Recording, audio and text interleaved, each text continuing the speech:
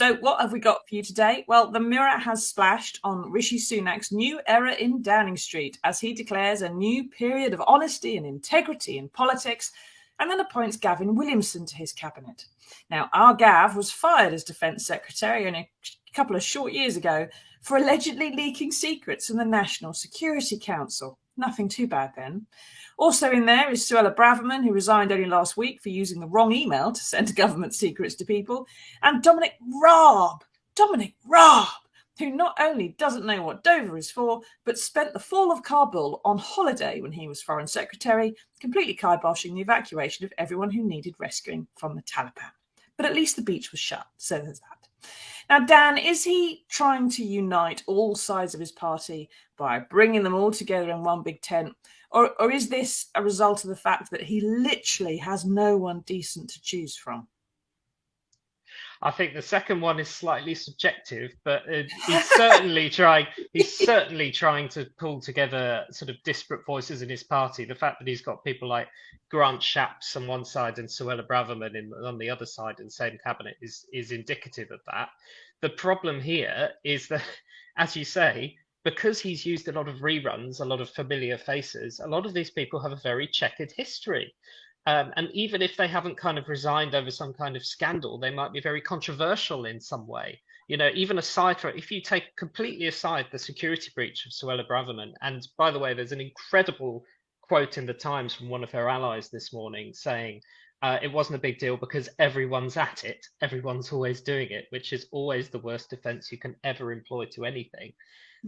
There's the issue of she sat there at Tory conference and she said, "It is my dream, my obsession to see a front page of the Telegraph with a flight taking off to Rwanda," which is kind of how to dub the, cheap version of Martin Luther King, basically. You know, I have a dream today. It is deporting a load of asylum seekers to Rwanda.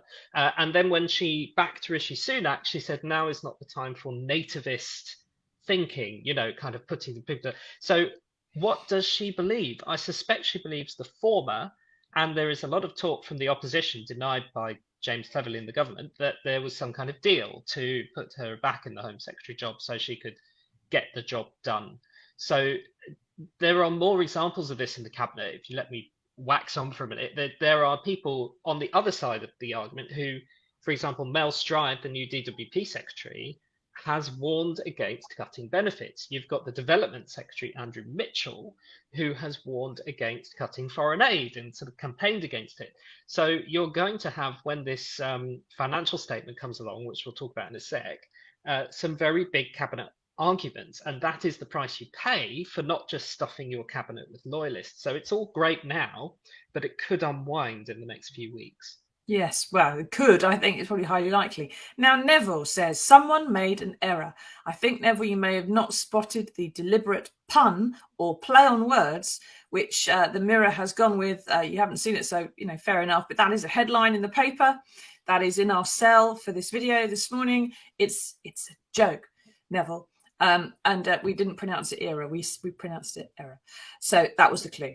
Now, keep getting into the questions. Ask us your comments. We love a bit of a dad joke. So if you have any interesting puns, throw them at us. Now, elsewhere, education has got its 5th Secretary of State in a year. And yesterday, it was reported that I think it was the Department of Culture and the Cabinet Office, junior ministers, I think, had so many changes of personnel in the past year, they could each field their own, past few years, they could each field their own 11-a-side squads. It's been that bad. Now, while that happens, okay, the civil servants who run all those departments have to keep preparing briefs for everything for a new minister that comes in. They have to stop all their work or put it in a holding pattern. They can't push anything through, and they keep preparing a new brief. Then have to junk it straight away because their minister's just gone and they have to do it all again. And that means there's been no actual governing going on during this entire period of turbulence because civil servants cannot put anything through without a ministerial sign-off. And if they keep changing or the Prime Minister's out again, and then everything just goes into a holding pattern. The question is, Dan, I suppose, firstly, is that going to start freeing up the backlog now and things are getting done? This does seem to have settled the markets a bit in the past couple of days. But will that hold when we get a new budget that's going to be filled with cuts? Will it settle the country? Well, a new budget filled with cuts will certainly settle the markets, because the reason the markets kicked off is because of this issue of having 70 billion of tax cuts that wasn't funded and was just funded by borrowing. However, those very same cuts in a budget could very much unsettle the country. You've got an avalanche of people already this morning. The County Councils Network, which is led by a Tory council leader, you've got the Joseph Rowntree Foundation on benefits and those kind of issues, just warning: do not cut the services that our most reliable people, our most vulnerable people rely on, that have been cut to the bone over a decade of austerity before sort of Boris Johnson came along. And then now, as inflation is soaring and their sort of cash terms budgets are not going up with inflation, they now face sort of a real terms cut already. So that is the huge concern. And it's probably one of the reasons why there are reports that they're going to put back the Monday date. Rishi Sunak and Jeremy Hunt, his Chancellor, who he's kept on, are having those discussions today. And there is a chance that they will be pushing back the Monday date of this fiscal plan, because Jeremy Hunt was going around with cabinet minister to cabinet minister, getting them to draw up cuts at the end of last week. Of course, what happened at the end of last week? Liz Truss resigned, and it fomented a lightning quick Tory leadership contest. So we don't know if it'll be delayed by a few days. There's a suggestion in one outlet that actually it's going to be delayed in order to turn it into a full budget rather than a sort of this medium-term fiscal plan, which no one in the real world really knows what that means. Part of the reason I thought was that they were having it on October the 31st was that on November the 3rd, the Bank of England is supposed to be setting interest rates. So if the whole point was to settle things a bit before that so the interest rates aren't so bad, if they delay it until after that point, then interest rates are going to be just as bad as they were going to be, because there's nothing else to change those interest rates, is there? That's a good point. I think one issue, though, is that the Bank of England and the markets kind of do also operate on when there's a clear signal of the sort of thing that's going to happen, even without the details. And one reason why Kwasi Kwarteng brought it forward is because he was, to put it kindly, a very chaotic chancellor. He was saying there's more to come on these unfunded tax cuts, and not spelling out what it was. And that was what drove the market into a frenzy. The signal from Jeremy Hunt and from Rishi Sunak is we're going to be making difficult decisions, we're going to be cutting spending, we're going to be balancing the books. Whether that's true or not, we only find out later on, but it at least gives the bank a little bit of reassurance that means might not be quite so bad. The other thing, of course, is that everyone's mortgage rates that have gone up to 5 or 6%, as far as I know, that prices in the expectation that the bank is going to raise interest rates further. So it's almost sort of baked into the system now, even if, as you say, it might kind of affect exactly how much those interest rates go up. Yeah, well, we'll have to see how that pans out, I suppose. Drew says, Braverman was sacked for breaking the ministerial code. How does that work out? She resigned, actually, Drew. And I suppose from Rishi's point of view, she was honest about it. She alerted the cabinet secretary. And so therefore integrity and honesty in politics is restored. There was also some suggestion, because of who she had sent that email to, it was once the person who had led her leadership campaigns, John Hayes, a friend of this parish, who and it was suggested that it was done as sort of a technicality, almost as a way of engineering her departure from the cabinet, because there were other rows that she had with Liz Truss and she wanted to go and position herself away from Liz, if you like. So it's not quite the security breach we may all think it is, perhaps. Tina says, here comes very high taxes and more people are going to struggle. You're quite right, Tina. And outside the Westminster bubble, the cost of pasta has doubled, according to the ONS. Put some new figures out in the cost of living yesterday. Milk is up 30%. And both tea bags and the number of food bank meals distributed by the Trussell Trust have both gone up by almost half, so almost 46%. Now, Rishi's got to tackle inflation like this and bring that down, Dan. But he can't cut those prices, can he? Because that's stuff, as you said, it's already baked in. Those are prices that were caused by increased electricity costs and production costs months ago. thanks to the war in Ukraine. If inflation comes down, those prices are probably going to stay exactly as they are. Interest rates are going to stay as they are. Mortgage payments are going to stay as they are. People really will suffer, even if Rishi Sunak wins on this one point, aren't they? Yes, the new reality created over the last kind of year or two, with the war in Ukraine, with the kind of pressures that COVID built, and then was sort of baked in and accelerated by all that stuff that Liz Truss and Kwasi Kwarteng did to the markets. That is there, and you can't just undo that stuff. Yes, sometimes prices can come down or what have you. I'm not an expert on like grain trading numbers and that kind of thing, but in general, you don't tend to have a sort of deflation where everything in the market in the same time comes down, and the forces that are causing all that stuff are still there. You know, the Ukraine war, where Ukraine produces such a large quantity of the world's grain and stuff. So these are really big problems. They're here to stay, and the problem now is that problem for people, even if it's good for the markets, is that we've got a government coming in saying we're going to deal with this by cutting spending, by balancing the books, etc., which is moving towards the rhetoric we had during sort of 2010, 2011, Cameron Osborne austerity. So what's missing this time is the sort of like self-flagellation. We as a nation have been naughty and borrowing beyond our means. What's missing is they can't blame it on Labour. This is them. Exactly. They're making their own mistakes, aren't they? So there isn't the same sort of vindictiveness, if you want to call it that, to that, but it's the same kind of pressures. And what's going to be interesting is that Labour have adopted a policy of we will not announce anything that isn't fully costed. We are responsible with the economy. So now that you have Tories who are, you know, the previous Tory regime a week ago was being, by any account, incredibly irresponsible with the economy.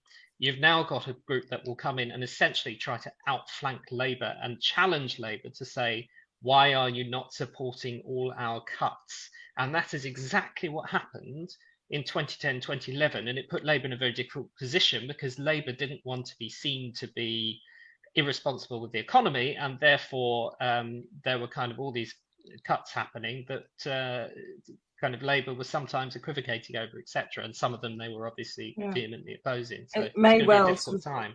It may well play into Keir Starmer's hands a bit as well if Rishi Sunak does all the difficult cutting for 6 months, maybe even 18 months. And then by the time Keir gets into power, which at the moment seems so nailed on, he could spend the rest of his time sunning himself on a beach, that, you know, the difficult stuff has been done and he can just pick up the pieces. We'll have to see, won't we? Now, Wendy says, just get big companies and global companies to pay decent living wages so people spend here again. I think we taxpayers are a bit fed up with topping up wages when those companies are prioritising shareholders over people making money for them. We might as well donate a portion of our money to shareholders directly. It's absurd. We're being stitched up by our own government. It's so wrong. There's a huge number of people on very low wages, as Wendy says. The government is having to top it up with in-work benefits because we're not paying enough. Partly that's because we were reliant on a migrant workforce for so long, weren't we, that we paid them very poorly. Now we don't have those migrants.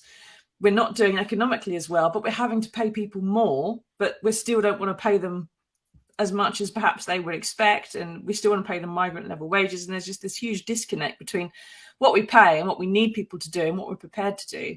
And I think that kind of structural fixing of the economy, that would take a decade, wouldn't it? How on earth can Rishi do that between now and 2025?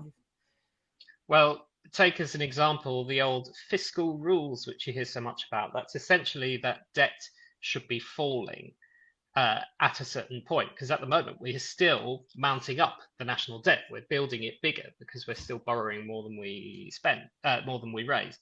The original target was to get to that point where we're reducing the national debt in 2015.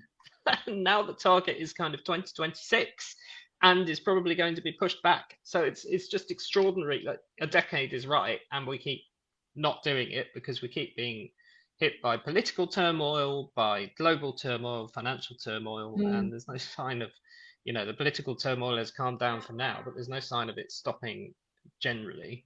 No, is there? and I've just the fact that that, as Mike says there's actually, are there actually any new faces in cabinet? How will a picture of today's cabinet look any different from the last 2 years, apart from the appearance of Gavin Williamson, who's minister without a clue? He's actually minister without portfolio, which probably means that he's going to be running about sorting out party unity. And as Steve says here, we have Johnny Mercer back as Veterans Affairs Minister, which is good news for nuclear test veterans.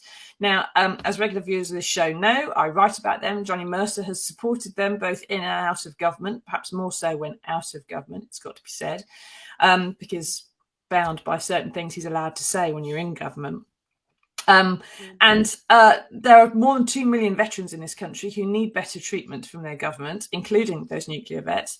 But the Office of Veterans Affairs has got a budget of the smallest one in Whitehall, I think it's about 5 million, and there's going to be a massive round of cuts coming in. Every department is going to have to take a huge crunch, aren't they, Dan?